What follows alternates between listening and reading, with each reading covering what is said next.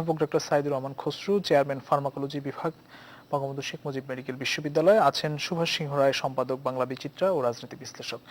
আমাদের সঙ্গে যুক্ত আছেন জহিরুল আলম, বার্তা প্রধান, এনটিভি। আছেন মহিউদ্দিন খান মোহন, সাংবাদিক ও রাজনীতি বিশ্লেষক। আপনাদের চারজনকেই স্বাগত জানাচ্ছি। প্রিয় দর্শক, আপনারা থাকবেন আমাদের সঙ্গে পুরো আলোচনায়। আমরা আলোচনা শুরু করার আগে আজ প্রকাশিত কয়েকটি পত্রিকা আমার হাতে রয়েছে, সেগুলোর শিরোনামগুলো শুরুতেই জানাতে চাই। আমার হাতে আছে বাংলাদেশ প্রতিদিন। বাংলাদেশ প্রতিদিন প্রধান শিরোনাম করেছে, কঠোর লকডাউন শুরু, গ্রেফতার 403, জরিমানা 12 লাখ টাকা, বন্ধ শিল্প কারখানা, জিরো টলারেন্স আইন শৃঙ্খলা রক্ষাকারী বাহিনী। ঢাকায় ফেরার পথে ভোগান্তি, বিধিনিষেধ চলবে 14 দিন, জনপ্রশাসন মন্ত্রী।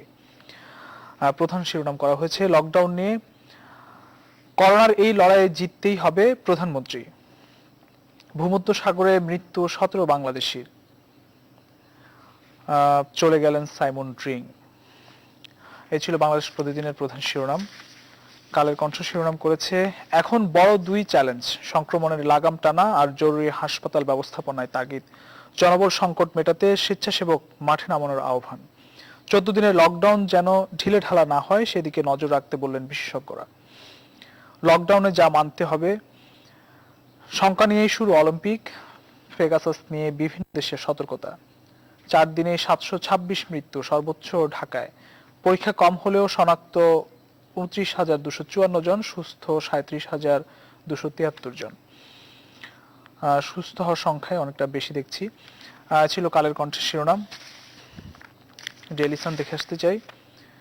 ডেইলি সান শিরোনাম করেছে, country goes into strict lockdown again, city streets lock, deserted, all factories, offices remain closed. Pandemic hit Tokyo Olympics open without fans. ছিল ডেইলি সানের শিরোনাম। আমরা আলোচনায় যেতে চাই।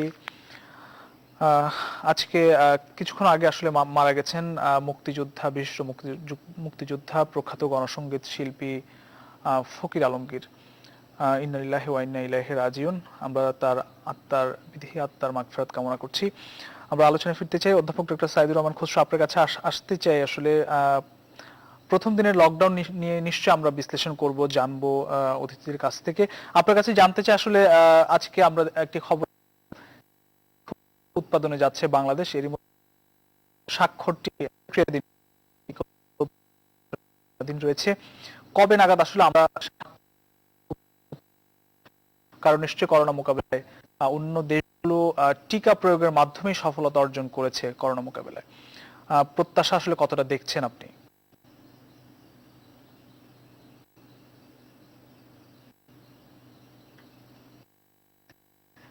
আমরা শুনতে পাচ্ছি না। অধ্যাপক ডক্টর সাইদুর রহমান খসরু, আপনি কি শুনতে পাচ্ছেন আমাকে? আমি শুনতে পাচ্ছি, আমাকে শোনা যায়? আমি বলছিলাম যে প্রথমে এই জায়গাটুকু স্পষ্ট হওয়া ভালো যে আসলে বিভিন্ন দেশ টিকাদানের মাধ্যমে মহামারী নিয়ন্ত্রণে সাফল্যটা পাচ্ছে, এইভাবে কনক্লুশন ড্র না করা ভালো, মানে ইট ইজ টু আর্লি এরকম একটা কনক্লুশন ড্র করার জন্য আমি সেটা বলছিলাম। আর এরপর আসি উৎপাদনের প্রসঙ্গে। উৎপাদন প্রসঙ্গে আসলে অনেকগুলো, আমরা এখনো ডিটেইলটা জানি না, কিন্তু এখানে নির্ভর করবে আসলে উৎপাদন বাংলাদেশে হবে।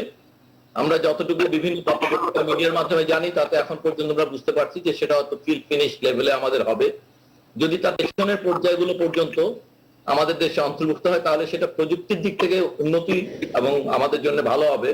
কিন্তু সম্ভবত সেই লেভেলে প্রযুক্তি স্থানান্তরের জন্য এখন পর্যন্ত ইন্টেলেকচুয়াল প্রপার্টি রাইটসের ক্ষেত্রে যে অবস্থান পৃথিবীর বিভিন্ন কর্পোরেশন গুলোর, সেটা সম্ভবত ওই লেভেলের প্রযুক্তি স্থানান্তরকে এখন পর্যন্ত অ্যাপ্রুভ করবে না। তো যেটাই হোক না কেন, আমরা যেটুকু জানতে পারছি যে প্রযুক্তির স্থানান্তরের মাধ্যমে বাংলাদেশে টিকা উৎপাদন হবে, কিন্তু আমাদের সকল খাতে এক ধরনের নির্ভরশীলতা থেকে যাবে। তারপরও মানে এই উৎপাদন আমাদের দেশে ভূমিতে হলে পরেই আমরা যে আসলে টিকার ক্ষেত্রে অনেকখানি সার্বভৌমত্ব বা স্বাধীনতা পেয়ে যাব, ব্যাপারটি সেরকম না।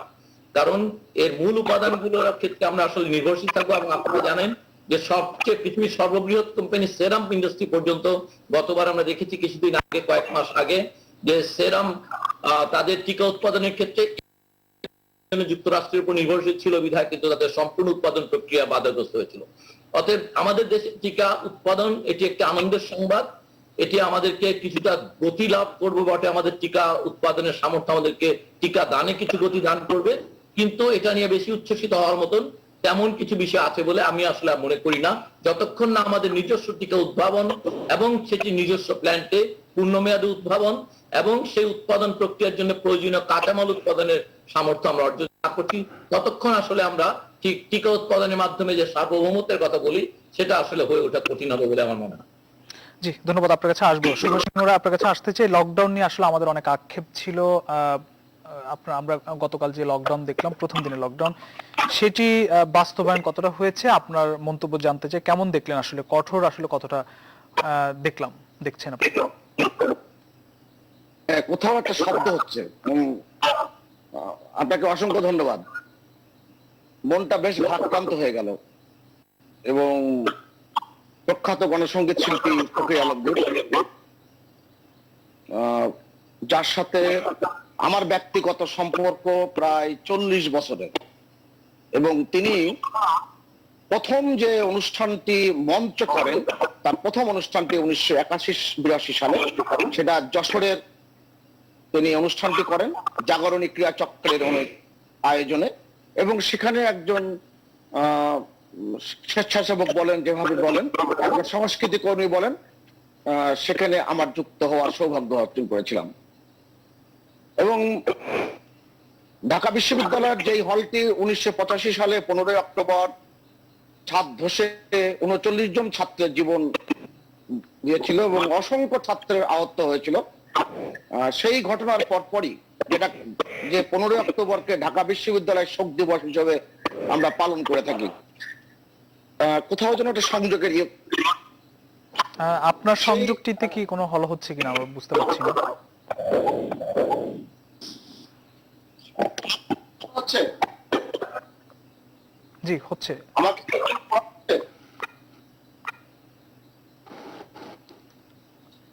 আপনি হ্যাঁ, এখন শুনতে পাচ্ছেন আপনি? জি শুনছি, এখন ঠিক আছে, বলুন। সেই 1985 সালের 15 অক্টোবরের পর যে সুক্তরা নাটক দেখতে যে জগন্নাথ হলের অডিটোরিয়ামে একটি ঘটেছিল, সেটা প্রতিষ্ঠান কিংবা বলেন তারা এটা শোকের ছায়া নেয়। সেই সময় তারপর অল্প দিনের মধ্যে তিনি এই ঢাকা বিশ্ববিদ্যালয়ের জগন্নাথ হলের এই ট্রাজেডি নিয়ে একটি ক্যাসেট বের করেন, যে কারণে তার সাথে ঘনিষ্ঠতা আরো শুরু হয়। এমন একজন মানুষকে আমরা এই 19 আক্রান্ত হওয়ার কারণে তাকে বলতে গেলে অকালে হাত। তার 71 বছর বয়স হয়েছিল, কিন্তু তার শারীরিক অত্যন্ত বেশ ছিল। তিনি কি মানুষ ছিলেন শরীরের দিক দিয়ে, মনের দিক দিয়ে। পূর্ণাঙ্গ পত্রিকাতে আইন আছে, আমাদের যাকে যাকে পড়েছেন তারাই পালায়।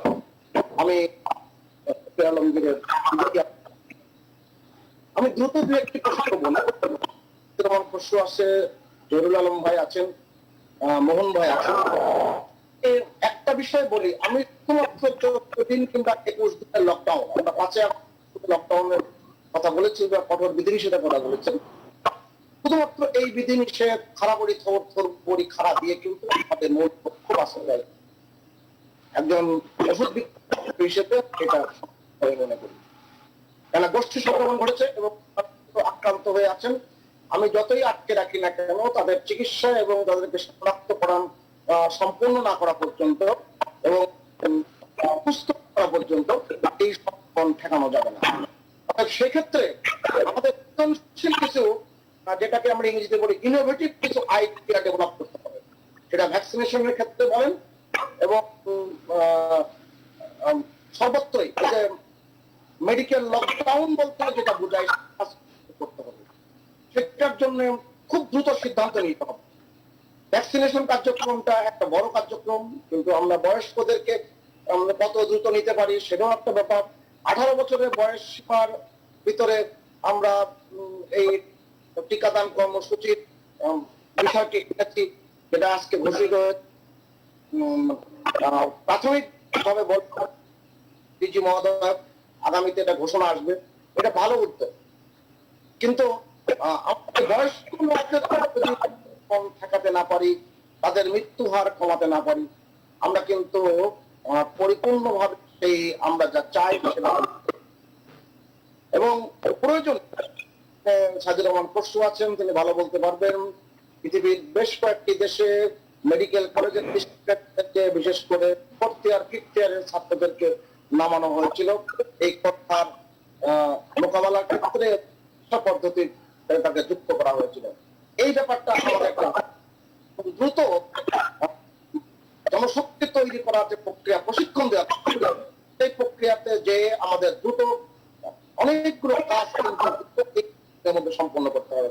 এইটা আমাদের জন্য শুধুমাত্র ঘরে আটকে রাস্তায় মানুষকে আটকে অবশ্যই এটা জরুরি, খুবই জরুরি, কিন্তু শুধুমাত্র এই জায়গায় দিয়ে হ্যাঁ মানুষের খাদ্যের যে নিম্নবিত্ত মানুষের জন্য খাদ্যের যে সংস্থান সেটা তো আমি খুব বেশি শঙ্কিত নয়, কারণে ঈদের আগে 100 কোটি টাকা ঘোষণা হয়েছে, সব মিলে 3200 কোটি টাকার যে বরাদ্দ হয়েছে এটা যদি পরিপূর্ণভাবে নজরদারির মধ্যে রাখা হয় এবং ঠিক মতো যদি বিতরণ ব্যবস্থা করা যায় তাহলে নিশ্চয়ই এটা আমাদের সংকটে তো আমাদের সমস্ত কিছুতে বারবার বলছি আমাদের সৃজনশীল কার্যক্রম 13 দিনের মধ্যে সম্পন্ন করতে হবে। এটা আমাদের মনে হয় খুব জরুরি একটি বিষয়। আমরা ভ্যাকসিনেশন কার্যক্রম চালাবো, আমাদের ভ্যাকসিন নিয়ে যে সংকট, মাঝে ডিসরাপ্টেড ভ্যাকসিনেশন হয়েছিল সেখানে একটা সংকট দেখা দিয়েছিল, কিন্তু এখন ভ্যাকসিন কিন্তু পরপর কিন্তু আসতেই থাকবে। আর যে বিষয়টা সাজিদ রহমান পরশু বলেছেন আমাদের যে সক্ষমতার জায়গা, আমরা ভ্যাকসিন উৎপাদনের যে জায়গাটা, আমি একদম ছাত্র হিসেবে মনে করি আমরা যে এপিআই বলি, এটা 2009 সালে বর্তমান প্রধানমন্ত্রী শেখ হাসিনা তিনি সরকার পরিচালনার দায়িত্বে এসে মুন্সিগঞ্জের তিনি একটি জায়গা তৈরি করেছেন এবং সেই এপিআই কার্যক্রম এগিয়েছে, কিন্তু তার সম্পূর্ণতার দিকে কিন্তু আমরা যেতে পারিনি। আমরা যদি এই কার্যক্রম এগোতে পারতাম এবং আরো বেশি যুক্ত করতে পারতাম, কিংবা আগামীতে আমরা মাথায় নিয়ে কাজ করি, নিশ্চয়ই আমরা অনেক দূরে এগোতে এখন হাইলি রেগুলেটেড খুব গুরুত্বপূর্ণ যে বিষয়। একটি বাক্য শেখ হাসিনা তিনি 27 সেপ্টেম্বর জাতিসংঘের অধিবেশনে বিশেষ জাতিসংঘের সাধারণ অধিবেশনের বক্তৃতা যেখানে বলেছেন মেধা যদি দেওয়া হয় এবং কারিগরি জ্ঞানের বিভাগের সহযোগিতা দেওয়া হয় বাংলাদেশ ভ্যাকসিন উৎপাদনে সক্ষম একটি দেশ। অর্থাৎ সবকিছু মাথায় রেখে যদি সমন্বিতভাবে সৃজনশীল দক্ষতাকে আমরা যদি কাজ করতে পারি, উদ্ভাবনী শক্তিকে ব্যবহার করে আমরা এই করোনা মোকাবেলায় অনেক সার্থক হব। আপনার কাছে আসবো আমরা, আপনার কাছে থাকুন আপনি। জহিরুল আলম, আপনার কাছে একটু আসতে চাই যে আরো 13 দিন কিন্তু এই লকডাউন চলবে, আমরা আসলে কতটা সফলতা আজকে প্রথম দিন আমরা দেখেছি বা আপনার কি পরামর্শ আছে, কি বলবেন আসলে মানুষকে আসলে কতটা সচেতন করতে আমরা পেরেছি বা পারবো এই সময়টাতে? আজকে তো শুক্রবার, ঈদের পর পরিস্থিতি তো মোটামুটি এমনিতেই কিন্তু থাকে, মানে আপনার শহরের চিত্র যা দেখা যায় তাতে তো সমাগম কমই থাকে, এটি একটি বিষয়। তবে আমরা প্রথম সাধারণত যেহেতু আজকে 23 তারিখ থেকে লকডাউন শুরু হবে, কঠোরভাবে শুরু হবে, এই বার্তাটি বেশ কিছুদিন ধরে আলোচিত হচ্ছে, সেক্ষেত্রে আমি মনে করি যে কিছুটা হলেও প্রভাব বিস্তার করেছে জনজীবনে, চলাচলের ক্ষেত্রে। আর ঈদের সময় প্রচুর মানুষ, একটা হিসেব দেখলাম যে প্রায় 1 কোটিরও বেশি মানুষ ঘরে ফিরেছে, গ্রামে ফিরেছে। সেখান থেকে শহরে যে কোনো উপায় হোক মাত্র 8 লাখের মতো লোক রাজধানীতে ফিরেছে। তো সেদিক থেকে আমি বলবো যে আজকে রাজধানীর চিত্রটি তো যথেষ্ট মানে আশাব্যক্ত, কিন্তু ওই যে আমরা সবসময় ঘর পোড়া গরু সিঁদুরে মেঘ দেখলে আমরা ভয় পাই, আমরা তো সবসময় এটা দেখেছি যে ওই প্রথম 2-3 দিনের এক ধরনের একটা প্রয়োগ থাকে, তারপরে এটা আস্তে আস্তে শিথিল হতে থাকে। আর আজকে যে আপনি যে করোনার মৃত্যুর কথাটি বললেন যে গত বেশ কয়েকদিনের মধ্যে একটি সর্বনিম্ন মৃত্যু, এটা কিন্তু একটা কি বলবো যে এক ধরনের কনফিউজিং একটা ফিগারস আসছে, যেহেতু ছুটির সময় আপনার শনাক্ত কম হয়েছে অথবা পরীক্ষা কম হচ্ছে। কিন্তু আপনি বিভিন্ন ডিস্ট্রিক্টে আমরা যে খবর পাচ্ছি যে উপসর্গহীন মৃত্যু কিন্তু বেশি, এবং যারা কোভিড টেস্ট পজিটিভ টেস্টেড হচ্ছে না এমন মৃত্যুর সংখ্যা কিন্তু বেশি, যারা কিন্তু খাতার মধ্যে আসছে না, হিসেবের মধ্যে আসছে না। সুতরাং এই যে আমরা কথা বলার সময় বা পরিসংখ্যান দেওয়ার সময় এক ধরনের কমপ্লাসেন্সি আমাদের মধ্যে কাজ করে, আমার মনে হয় দিস ইজ দ্য টাইম যখন আমাদের কোনো আত্মতুষ্টিমূলক আলোচনার মধ্যে যাওয়া উচিত নয়।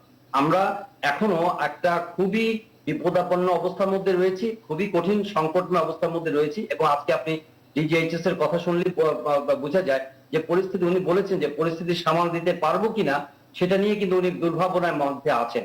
তার মানে যেভাবে মানে কোভিড এর সংক্রমণ রাইজিং এবং গত 7 দিনের যে চিত্র আমরা শহরে দেখেছি বা সারা দেশব্যাপী দেখেছি ক্যাটল মার্কেটকে ঘিরে এবং জনপরিবহনকে কেন্দ্র করে, সেটা কিন্তু কোনোভাবেই আমাদের পরিস্থিতি ইমপ্রুভ হওয়ার মতো পরিস্থিতির মধ্যে আছে বলে আমি ব্যক্তিগতভাবে মনে করি না। কাজেই আমাদের মনে হয় যে কিছুটা সময় আমাদের অপেক্ষা করতে হবে এবং এনফোর্সমেন্টের দিক থেকে আজকে ফ্রাইডে সেটি যথেষ্ট ধরেন রাজধানীতে আপনি কিছু জরিমানার কথা বলেছেন কিংবা ল এনফোর্সিং এজেন্সিও মোটামুটি ভাবে সক্রিয় ছিল, কিন্তু এটা যা কথায় বলা হয়েছে, যেটা সবসময় বলে আসছি যে কথা আমরা খুব ভালো ভালো বলছি, আমাদের নিয়ম কানুনও খুব ভালো ভালো আছে, কিন্তু এনফোর্সমেন্টের ক্ষেত্রে আমরা কিন্তু যথেষ্ট দুর্বলতার পরিচয় দিয়ে আসছি এবং এটা সব ক্ষেত্রে। সুতরাং কর্তৃপক্ষ যে সিদ্ধান্তটি নিয়েছেন সেটা যথেষ্ট সিরিয়াসনেস তারা দেখাবেন এবং ল এনফোর্সিং এজেন্সি, হ্যাঁ অনেকে বলবেন যে ল এনফোর্সিং এজেন্সি দিয়ে হবে না, মানুষকে সজাগ হতে হবে। ডেফিনেটলি মানুষের সজাগ হওয়ার কোনো বিকল্প নেই। অধিকাংশ গ্রামের মানুষ দেখা যাচ্ছে যে তারা কোভিড কিন্তু টেস্টই করাচ্ছেন না, 10-12 দিন চলে যাচ্ছে, তারা কিন্তু জ্বর সর্দি কাশি এগুলোকে গুরুত্ব দিচ্ছেন না। যখন শ্বাসকষ্ট হচ্ছে তখন তারা হসপিটালে যাচ্ছেন, ওই 12-13 দিনের মধ্যে তাদের কিন্তু কোভিড নেগেটিভ চলে আসছে, কিন্তু তারা শ্বাসকষ্টে কিন্তু মারা যাচ্ছে। এরকম কিন্তু আমরা কিন্তু প্রতিনিয়ত খবর পাচ্ছি এবং ওই রোগীগুলো আবার কোভিড টেস্টের হিসাবে পজিটিভ হিসেবে মৃত্যুর খাতার মধ্যে আসছে না। আমার মনে হয় এই বিষয়গুলো সিরিয়াসলি মাথায় রাখতে হবে এবং এখন কিন্তু শহরের চাইতেও গ্রামের পরিস্থিতি যথেষ্ট উদ্বেগজনক এবং ওই গ্রামের মানুষরা জানেই না যে তারা কোভিড আক্রান্ত হয়েছেন কিনা। এই বিষয়টি সিরিয়াসলি আমাদের দেখতে হবে। আর আপনি টিকার বিষয়টি যে আলোচনা করেছেন, আমার মনে হয় না যে টিকা নিয়েও কিন্তু আমরা যথেষ্ট হাইপ তুলছি যে আমরা খুব টিকা পেয়ে যাচ্ছি। আমরা যেসব কমিটমেন্ট পাচ্ছি সেগুলো কিন্তু আমাদের প্রয়োজনের তুলনায় যেই জনসংখ্যা আমাদের, সেই জনসংখ্যার তুলনায় এদেরকে ভ্যাকসিনেটেড করবার জন্য আমাদের আরো বেশি ফাস্টার গতিতে টিকা পেতে হবে, আরো বড় অ্যামাউন্টের টিকা পেতে হবে। সুতরাং যেই গতিতে পাচ্ছে এটাতে আশাবাদী হওয়ার মতো যথেষ্ট কোনো কারণ আমি দেখছি না। এই পেসে যদি চলতে থাকে তাহলে 2022 সালের ফার্স্ট কোয়ার্টারের মধ্যে সবাইকে 80% টিকা দেওয়া সম্ভব হবে বলে আমি মনে করি না। আমার মনে হয় যে এটা এই গতিতে চললে সামনে বলে আরো 2-3 বছর সময় লেগে যাবে যদি পুরো জনগোষ্ঠীকে আমাদের টিকার মধ্যে আনতে হয়। সুতরাং গতিটাকে আরো দ্রুত করতে হবে এবং আমি প্রফেসর সাইদুর রহমান খসরুর সঙ্গে একমত যে আমাদের সার্বভৌমত্ব অর্জন করতে হলে আমাদের আরো ক্রেডিবল, আরো রিমার্কেবল, আরো দৃশ্যমান কিছু অগ্রগতি দেখাতে হবে। আমরা কিন্তু প্রতিনিয়ত আলাপ করছি যে আমাদের চায়না, রাশিয়া, অমুক তমুক তারা আমাদের সঙ্গে পার্টনারশিপ করছেন এবং জয়েন্ট ভেঞ্চারের টিকা উৎপাদনের জন্য কার্যক্রম শুরু হয়েছে। This is not very remarkable. Investment এবং সিরিয়াসনেস কিন্তু আরেকটু অন্য ধাপে আমরা দেখতে চাই এবং এটার কিন্তু কোনো বিকল্প নাই। এখন আমরা উনি কিন্তু প্রফেসর খসরু কিন্তু এর আগে একবার বলেছেন, আমার মনে আছে, যে আমরা এখন টিকা কিনে আনছি, কিন্তু একটা সময় আমাদের পার্টনারশিপে যেতে হবে, যৌথ প্রযোজনায়, আর একটা সময় এসে আমাদের স্বাধীনভাবে টিকা উৎপাদনের ক্ষমতা অর্জন করতে হবে এবং সেই ক্ষমতা অর্জন করার জন্য যে পরিমাণ ইনভেস্টমেন্ট দরকার আমাদের কর্তৃপক্ষীয় লেভেলে, হ্যাঁ মুখে বলছি, আশা প্রকাশ করছি, কাজ শুরু হয়েছে ইত্যাদি বয়ানের মধ্যে আমরা সীমিত আছি, কিন্তু আমার মনে হয় যে এখানে আরো বেশি ইন্টেন্সিফাই করতে হবে আমাদের এফোর্টকে। কারণ আমরা যদি এই নেশনকে অন্যান্য আমরা বিদেশের কথা বললাম যে তারা মোটামুটি নিয়ন্ত্রণ করে এনেছে, যদিও এটা খুব কনভিকশন নিয়ে বলার সময় এখন আসেনি, কিন্তু আমাদেরকে সার্বভৌমত্ব অর্জন করতে হবে ভ্যাকসিনেশন কর্মসূচিতে। সেটার জন্য আরো জোরালো অর্থ থেকে শুরু করে আরো বড় ধরনের প্রকল্প গ্রহণ করতে হবে। তার আগে আমাদের অ্যাটলিস্ট এই 2 উইকস এর লকডাউনটাকে অনেক বেশি সিরিয়াসলি এনফোর্স করতে হবে যদি আমরা কিছুটা ইমপ্রুভ করতে চাই পরিস্থিতি। কিন্তু পরিস্থিতি ইমপ্রুভ হয়েছে বা হচ্ছে সেটা মনে করার মতো, সেটা বলার মতো কোনো সময় এখনো আসেনি। জি, আসছি আপনার কাছে। আমরা একটু মহিউদ্দিন খান মোহন আপনার কাছে আসতে চাই। এই যে লকডাউন বাস্তবায়নের ক্ষেত্রে আসলে বা ধরে রাখার ক্ষেত্রে আমরা দীর্ঘদিন ধরে বা অনেকদিন ধরে 2-3 দিন যাওয়ার পর আসলে সেই সফলতাটা থাকে না। আসলে আমরা সেই ক্ষেত্রে আসলে যে নিম্ন আয়ের মানুষ রয়েছে, দরিদ্র জনগোষ্ঠী রয়েছে, অনেক তাদেরকে আসলে সহায়তার একটি বিষয় থাকে, তাদের জীবিকার একটি বিষয় থাকে, সেখানে আসলে সরকারি কিছু উদ্যোগ নেওয়া হয়েছে, সেটা আসলে কতটা যথেষ্ট আপনার কাছে মনে হয়? একই সঙ্গে বেসরকারি উদ্যোগ কিন্তু আমরা সেভাবে দেখি না, কি বলবেন? ধন্যবাদ। মনটা ভীষণ খারাপ। সুভাষ বাবু বলেছেন ফকির আলমগীরের মৃত্যু আসলে আমাকে খুব বেদনার্ত করেছে। আমি ওনার একজন ভক্ত। ওনার মতো গণশিল্পী বাংলাদেশে আর হবে কিনা আমার যথেষ্ট সন্দেহ আছে। এদেশের মানুষকে জাগরিত করার জন্য, উদ্বুদ্ধ করার জন্য তার যে গণসঙ্গীত আমরা শুনেছি সেই 80-র দশকে, সেরকম গান আর কেউ গাইবে চারণ শিল্পীর মতো? আমার মনে হয় না, আর পাবো না আমরা, অন্তত আমাদের জীবদ্দশায়। আমি তার রুহের মাগফিরাত কামনা করছি।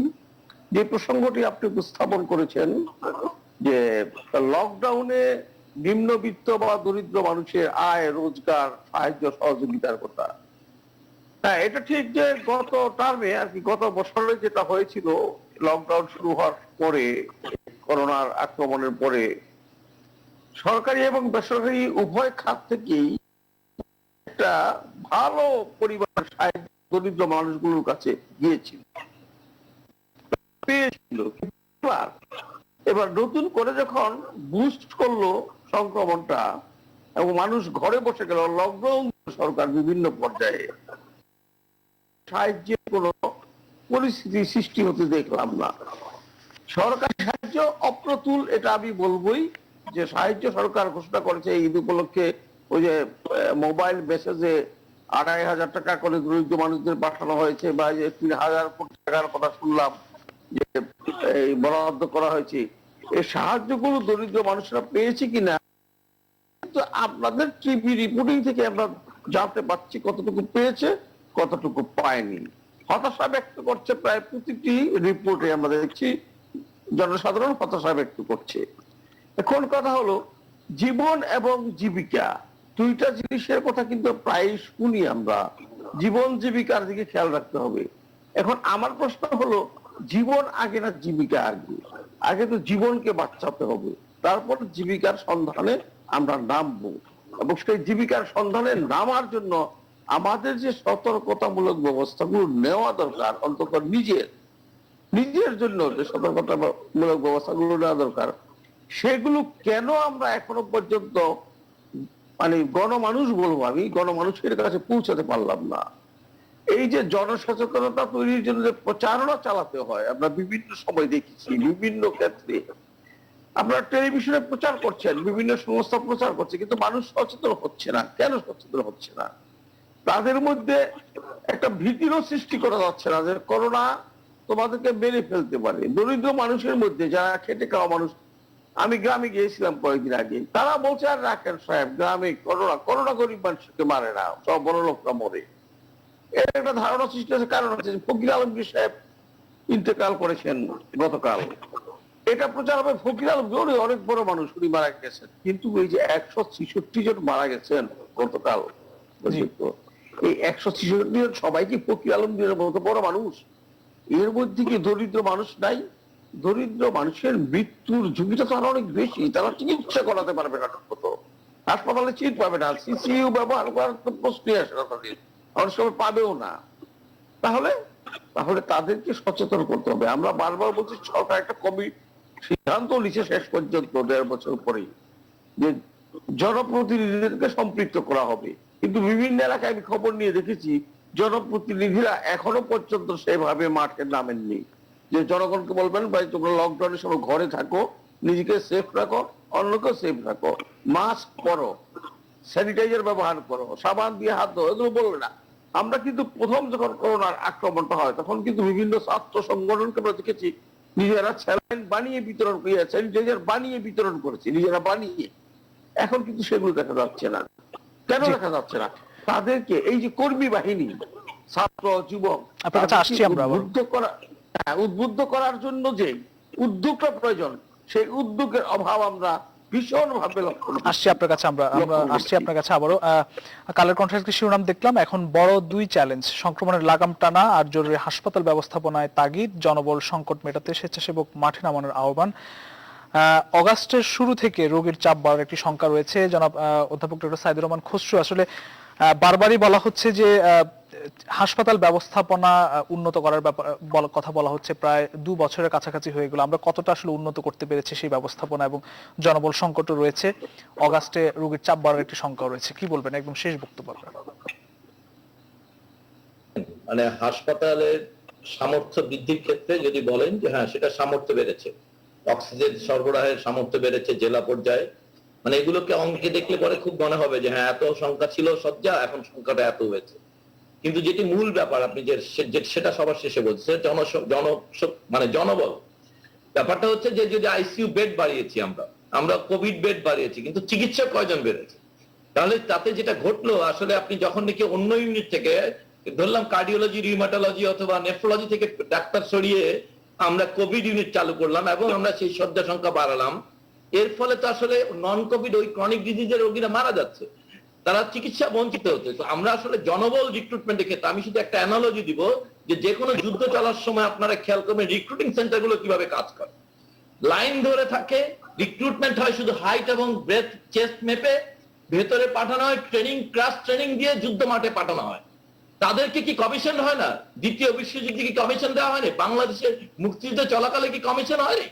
অর্থাৎ রিক্রুটমেন্টের একটা হচ্ছে যুদ্ধকালীন রিক্রুটমেন্ট প্রসেস আছে। এই মহামারী চলাকালীন জনবল রিক্রুটমেন্টের, ডাক্তার, নার্স, টেকনোলজিস্ট রিক্রুটমেন্টের প্রসেসটা যুদ্ধকালীন হওয়া উচিত ছিল, এবং সেগুলোকে রেগুলারাইজ করা, কি করা হবে না হবে সেগুলো পরবর্তী ব্যাপার।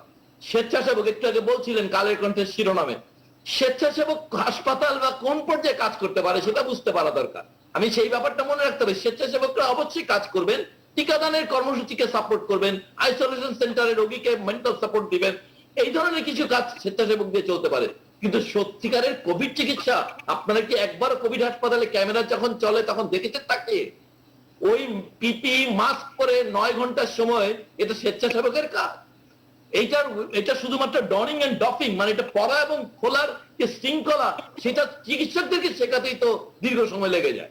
আমি বলবো যে আসলে জনবল একেবারে যুদ্ধাবস্থায় নিয়ে জনবল রিক্রুট না করা হলে এই হাসপাতালের শয্যা সংখ্যা বৃদ্ধির আলোচনা, অক্সিজেন সরবরাহের আলোচনা, এগুলো অর্থহীন হয়ে যাবে, কারণ এগুলো পেশেন্টকার মানুষকে যদি আমরা রেডি করতে না পারি। অতএব দেশে আমি মনে করি জরুরি ভিত্তিতে চিকিৎসক, নার্স এবং টেকনোলজি জরুরি ভিত্তিতে রিক্রুট করা দরকার। অক্সিজেন সরবরাহ, এটি ব্যবস্থা একটা জায়গায় চলে এসছে। আমার আশাবাদী যে যেহেতু ইন্ডাস্ট্রিয়াল অক্সিজেন ট্রান্সফর্ম করা হচ্ছে মেডিকেল ফর্মে, আশা করা যায় এটা মেডিকেল গ্রেড অক্সিজেন হয়ে যাবে। সেটা হয়তোবা পুরো মাত্রায় না হলেও অনেকখানি মিট করতে পারবে, কিন্তু সেই অক্সিজেন তো সঠিক নিয়মে রোগীর শরীরে প্রবেশ করাতে পারতে হবে।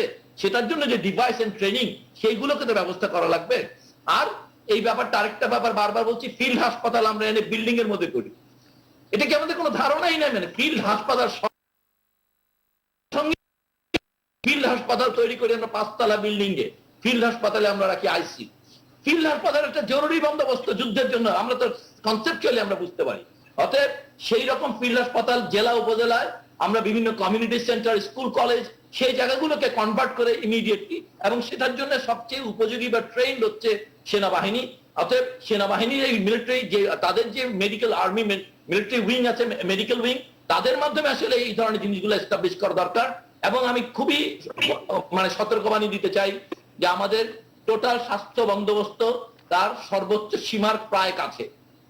এই যেই পরিমাণ রোগী আক্রান্ত হয়েছে, ওনাদের যদি সত্যি হাসপাতালে আসতে হয়, তাহলে যে কথাটি আপনারা বলছেন আগস্টের প্রথম সপ্তাহে, এটি একটি ভয়াবহ দৃশ্য হবে যদি আমরা খুবই দ্রুত এই ধরনের বড় বড় ফিল্ড হাসপাতাল, এবং আমাদের একটু আগে বলেছেন সুভাষ সিং রায় বলেছে যে অন্যান্য স্তরের, মানে বিভিন্ন দেশ আসলে এগুলো এক্সপেরিমেন্ট করেছে না, শুধু এগুলোর মাধ্যমে তারা সলভ করেছে। ওভারনাইট তো ডাক্তার তৈরি করা যায় না, তারা 5th ইয়ারের ছাত্রদেরকে প্রফেশনাল রেজিস্ট্রেশন দিয়ে ডাক্তারি করেছে। আমি বলবো সেনাবাহিনী, 5th এর স্টুডেন্ট এবং ভলান্টিয়ার, এগুলোর কম্বিনেশনের মাধ্যমে এই মহামারীর যে আগামী দিনে যে ঘটনাটা ঘটতে যাচ্ছে সেটা মোকাবেলার জন্য যুদ্ধকালীন প্রস্তুতি দরকার। এগুলো শুধু কাগজে কলমে, শুধু বক্তৃতা বিবৃতিতে নয়। আর একটা বিষয় হচ্ছে লকডাউনটি কার্যকর করার জন্য 3খানা উপাদান যুক্ত করা খুবই জরুরি। একটি হচ্ছে যেটা বলেছেন সুভাষ সিং রায়, আসলে কমিউনিটিতে স্প্রেড হয়ে গেছে, আপনি লকডাউন করে এটাকে ইফেক্টিভ করতে পারবেন না যদি কেস ডিটেকশন না হয়। তার মানে lakh lakh antigen test mobile ইউনিটের মাধ্যমে সারা দেশে গাড়িতে গাড়িতে ঘুরতে হবে, বাড়ি বাড়ি চলে যেতে হবে। ওই মোবাইল ইউনিটের টেস্টের পাশাপাশি যেটা হবে মাস্ক, সঙ্গে যাবে ভ্যাকসিন। তার মানে টেস্ট, আমরা একদম শেষ পর্যায়ে চলে এসেছি, একসঙ্গে গাড়িতে সারা বাংলাদেশ ঘুরতে হবে। অসংখ্য ধন্যবাদ। আমরা একটু জহিরুল আলম আপনার কাছে আসতে চাই। আসলে আমাদের অধিকাংশ মানুষ মফস্বলে থাকে, প্রত্যন্ত অঞ্চলে থাকে, সেখানে আসলে আমরা হাসপাতাল বা চিকিৎসা সক্ষমতা কতটা বাড়াতে পেরেছি? প্রায় 2 বছরের কাছাকাছি করোনার সংক্রমণ বা সংকট, আপনি যদি এই বিষয়ে কোনো মন্তব্য থাকে। খুবই গুরুত্বপূর্ণ একটি আমাদের প্রশ্ন আপনি 2 মিনিট করেছেন। সময় যদি এর মধ্যে করেন। এটি হচ্ছে যে আজকে যে আছে 15-16 মাস ধরে যে আমরা একটা স্ট্রাগল করছি এবং সারা পৃথিবীতে যে ডিজাস্টারটা আমরা দেখেছি, তো শুধু এটা মোকাবেলার জন্য আমরা যেই একটা মাস্টার প্ল্যান বা একটা স্ট্র্যাটেজিক প্ল্যান দরকার ছিল, সেই পরিকল্পনা কিন্তু আমরা দেখতে পাইনি এবং এর কোনো ফোরকাস্টও আমাদের ছিল না। সুতরাং এই মুহূর্তে ধরেন যে সারা দেশে যেভাবে ছড়িয়ে পড়েছে এবং এটা আজকে 1-2 মাস ধরে কিন্তু আলোচনা হচ্ছে যে ডিস্ট্রিক্ট লেভেলে যে স্বাস্থ্য ব্যবস্থার যে ক্যাপাসিটি, সেই ক্যাপাসিটি যখন পরিস্থিতি আজকের অবস্থা অ্যাগ্রিভেট করেছে, সেখানে কিন্তু সর্বোচ্চ পরিমাণ সাপোর্ট দেওয়ার ক্ষমতা, যেটা একটু আগে প্রফেসর সাহেব উল্লেখ করে যে এখানে কিন্তু সর্বোচ্চ সীমায় পৌঁছে গেছে। যদি কোনো কারণে ডিটেরিয়েট করে, পরিস্থিতি যদি অ্যাগ্রিভেট করে, সেটা কিভাবে মোকাবেলা করা হবে সেটার কিন্তু কোনো ব্লুপ্রিন্ট আমরা কিন্তু এখনো দেখি না, কোনো রোড ম্যাপ কিন্তু আমরা কিন্তু দেখি নাই। সেটা একটা হতে পারতো যে জনবলের দিক থেকে ঠিক আছে, নতুন রিক্রুটমেন্ট একটা সময় সাপেক্ষ ব্যাপার, যেটা যুদ্ধকালীন একটা বা আপৎকালীন একটা পরিস্থিতির মাধ্যমে মানে রিক্রুট করা যেত। কিন্তু যা আমাদের সামর্থ্য আছে কেন্দ্রীয়ভাবে, তাদেরকে রেলোকেট করার যে একটা সুযোগ ছিল, সেই রেলোকেশনের প্রক্রিয়াটা কিন্তু আমরা কিন্তু দেখি নাই। বিভিন্ন ডিস্ট্রিক্টে যখন পরিস্থিতি অবনতি হয়েছে এবং মানুষের যখন মৃত্যু সংখ্যা বাড়ছে, সেখানে আমরা হসপিটালগুলোতে জেলা পর্যায়ে, উপজেলা পর্যায়ে আমরা কিন্তু শহর থেকে কিন্তু কিছু টিম তৈরি করে সেখানে কিন্তু পাঠাতে পারতাম, এক্সপার্ট টিম পাঠাতে পারতাম, সেটা কিন্তু করা হয়নি। আমার মনে হয় যে এই পরিকল্পনাগুলো এখন উইদাউট ফার্দার ডিলে এখন কিন্তু এটা করবার সময়, এবং আমি এটার সঙ্গে সম্পূর্ণ একমত যে যারা শিক্ষার্থী আছেন তাদেরকে কিভাবে, এবং তাদের ভ্যাকসিনেশনও কিন্তু কমপ্লিট হয়ে যাওয়ার কথা, তাদেরকে এই প্রক্রিয়ার সঙ্গে সম্পৃক্ত করা। একই সঙ্গে যারা চাকরি প্রার্থী আছেন, যারা এখন কর্মজীবনে ঢোকার জন্য প্রস্তুত আছেন, তাদেরকে কম জটিলতায়, কম মানে প্রসিডিউরাল ঝামেলা এড়িয়ে তাদেরকে কিভাবে এই কাজের মধ্যে সম্পৃক্ত করা যায়, সেটার জন্য এখন একটা কন্টিনজেন্সি প্ল্যান করা দরকার। আদারওয়াইজ যদি আমরা গড ফরবিড, আমরা চাই না যে পরিস্থিতি অগাস্ট মাসে এর থেকে খারাপ অবনতি হোক, এটা কেউই আশা করে না, কিন্তু সেরকম যদি পরিস্থিতি হয় তাহলে অবশ্যই এই মুহূর্ত থেকে আমাদের সেই প্রস্তুতিটা নেওয়া উচিত। জি, অসংখ্য ধন্যবাদ। থাকুন আপনি আমাদের সঙ্গে। জনাব সুভাষ সিংহ রায়, আপনার কাছে আসতে চাই, আমরা যে লকডাউন এখন চলছে কিংবা মানুষের যে সচেতনতা, এটি অত্যন্ত জরুরি। এক্ষেত্রে বারবার বলা হচ্ছে স্থানীয় জনপ্রতিনিধি বা সকল জনপ্রতিনিধিদের এগিয়ে আসার, তারা আসলে পারেন যে মানুষকে সত্যিকারে সচেতন করে তুলতে। তাদেরকে আসলে আমরা সেইভাবে দেখি না জনপ্রতিনিধিদের, তারা কেন এগিয়ে আসছেন না আপনি যদি বলেন একদম 2 মিনিটে।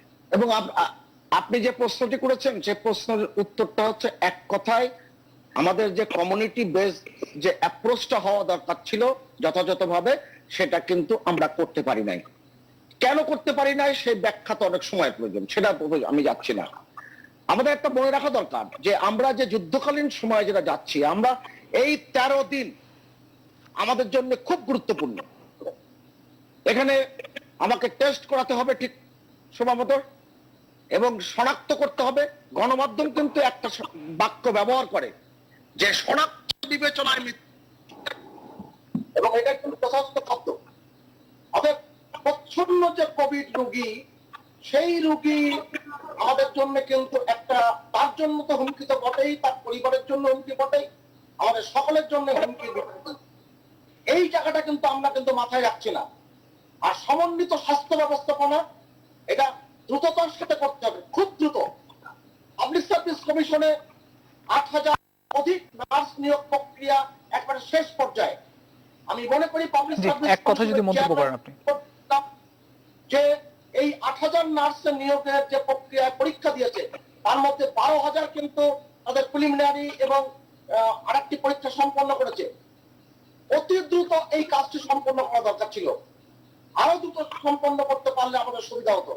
আরেকটি ব্যাপার, ফিল্ড হসপিটাল। ফিল্ড হসপিটাল মানে হচ্ছে, এর সঙ্গে কিন্তু ফিল্ড শব্দটি আছে।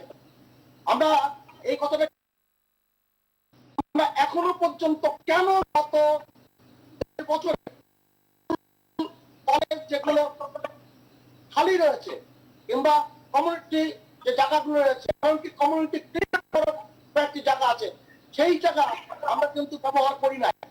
আমরা এখন দোষারোপের জায়গায় না যে শুধু একটা বলবো, মানুষের যে বেপরোয়া চলাফেরা, বিস্তৃত ঘোরাফেরা করতে গেলে কমিউনিটি বেস অ্যাপ্রোচ দরকার। জি, অসংখ্য ধন্যবাদ। আমাদের সময় একদম শেষ। আমরা একটু মহিউদ্দিন খান মোহন, আপনাকে শুনতে চাই, আপনার শেষ বক্তব্য জানতে চাই, একদম 2 মিনিটে যদি শেষ করেন। পোস্ট কোভিড পালমোনারি ফাইব্রোসিস, দেখো এটা কিভাবে গুরুত্বপূর্ণ। আমাদের সময় একদম শেষ। আমরা একটু মহিউদ্দিন খান মোহন আপনার কাছে আসতে চাই। সাধারণ রোগী আছে, যক্ষার রোগী আছে, সিওপিডি পেশেন্ট আছে, অন্যান্য যে রোগীগুলো আছে সেই রোগীগুলোর চিকিৎসাও কিন্তু খুব জি জরুরি। জনাব সুভাষ দা, আমাদের সময় একেবারেই শেষ। আমরা একটু মহিউদ্দিন খান মোহন আপনার কাছে একটু আসতে চাই, আপনাকে একদম শেষ বক্তব্য শুনতে চাই। হ্যাঁ, শেষ বক্তব্য হলো সুভাষ বাবুর বক্তব্য দিয়ে আমি শেষ করতে চাই। উনি শুধু প্রয়োজনের কথা বললেন, করা উচিত বললেন, করা উচিত, কিন্তু করবেটা কি? করবে নিশ্চয়ই সরকার, এবং উনি সেই সরকারের একজন সমর্থক আমরা জানি। কিন্তু সরকার কেন আমাদের পরামর্শ না শুনুক, অর্থাৎ সুভাষ বাবুর পরামর্শগুলো তো শোনা উচিত। উনি যে কথাগুলো বলেছেন জনস্বার্থে বলেছেন, এই পরামর্শগুলো সরকারের স্বাস্থ্য বিভাগ যদি শুনে এবং সেগুলো যদি কার্যকর করে তাহলে কোভিড পরিস্থিতির উন্নতি হতে পারে। বলেছেন যে আগামী 13 দিন আমাদের জন্য খুব গুরুত্বপূর্ণ। আমি এখানে একটু দ্বিমত প্রকাশ করছি। আগামী 13 দিন না, করোনা নিশ্চিহ্ন না হওয়া পর্যন্ত প্রতিটা দিন, প্রতিটা মুহূর্ত আমাদের জন্য গুরুত্বপূর্ণ, এবং প্রতিটা মুহূর্তই আমাদের সতর্ক থাকতে হবে এবং করোনা প্রতিরোধে আমাদেরকে যুদ্ধ করতে হবে, প্রতিনিয়ত যুদ্ধ করতে হবে। সুতরাং এই যুদ্ধের প্রস্তুতি আমরা নেই নাই আগে। আর আমাদের যারা ফ্রন্ট ফাইটার, মানে যুদ্ধে যারা আমাদের নেতৃত্ব দেন, আমাদের স্বাস্থ্য বিভাগ, তাদের যে লেজে গোবরের অবস্থা, সে কথা ভাই বলবো না, কারণ কথা বলতে বলেই গেলেই দুর্গন্ধ বেরিয়ে পড়বে, জি, আমাদের সময় একেবারে শেষ। সৃষ্টি হবে। কিন্তু আমরা চাই আমাদের স্বাস্থ্য বিভাগ এখনো সচেতন হন, জনগণ সচেতন হওয়ার আগে। অসংখ্য ধন্যবাদ জনাব মহিউদ্দিন খান মোহন, জহিরুল আলম, ধন্যবাদ। সুভাষ সিংহ রায়, অধ্যাপক ডক্টর সাইদুর রহমান খসরু, আপনাদের চারজনকে আবারও ধন্যবাদ জানাচ্ছি। প্রিয় দর্শক, নিউজরুম সংলাপ আজ এখানে শেষ করছি। আবার দেখা হবে আগামীকাল